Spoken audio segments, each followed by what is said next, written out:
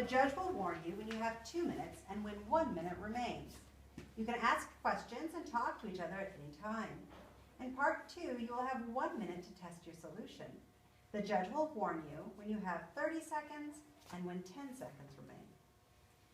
There is a table and materials to use to create your solution.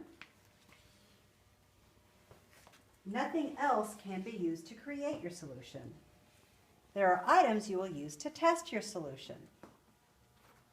Your problem is to use the materials to build a bridge that hangs between the desks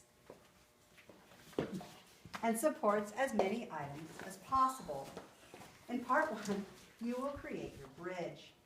The materials can touch only the tops of the desks and each other. You can practice placing the items onto your bridge, but when part 1 time ends, you must remove them.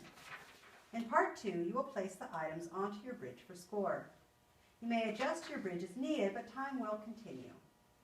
You will be finished when part 2 ends, when the bridge breaks, or when you ask to be scored. Once you are finished, you are not allowed to touch your solution. You will be scored as followed.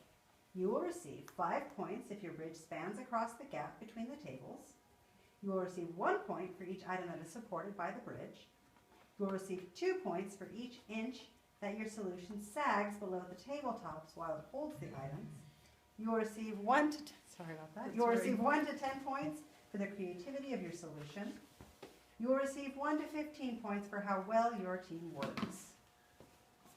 Again,